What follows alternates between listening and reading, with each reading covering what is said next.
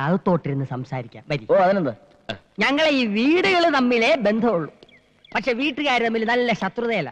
ലാവന്റെ കുറെ കാര്യങ്ങൾ ഞാൻ പറഞ്ഞുതരാം. എടേ കണ്ണാ, മോനെ നീ എങ്ങോട്ട് പോണത്? അവിടെ മാന്യന്മാർക്ക് കേറാൻ പറ്റിയ വീടല്ലടേ. നീ മാന്യനല്ലാത്തോണ്ടല്ലേ എന്റെ അതിര് കിടന്ന് ഇപ്പുറത്തോട്ട് വന്ന. അപ്പുറത്ത് പോടേ. ഇതെന്താ ഇന്ത്യയും പാകിസ്ഥാനും പോലെ അതിർത്തി വരെയൊക്കെ? ലവനെ വിളിച്ചിറക്കി കൊണ്ടുപോകാൻ തന്നെ വന്നത്, അല്ലാതെ നിന്റെ പെമ്പറിനോരെ കൂടെ പൊറുക്കാനല്ലടേ. അനാവശ്യം പറഞ്ഞ നിന്റെ പറങ്ങാണ്ടി മോന്തെ അടിച്ച് പൊളിച്ചളെ. അറിയാം നിനക്ക്? ഓ നീ മൊത്തമായി ഷേവ് അച്ചി ആരാ എന്നെ പറ്റി പറഞ്ഞു? എന്നെ ചോദിക്കൂലേ? നല്ല വർത്താനം വായിന്ന് കേൾക്കണ്ടെങ്കിൽ വീടിച്ചോണ്ട് പോലെ തള്ള അണ്ടി കമ്പനി അണ്ടി പൊളിക്കാൻ വന്ന നിനക്ക് അത്തരം വർത്താനം വരുവടി.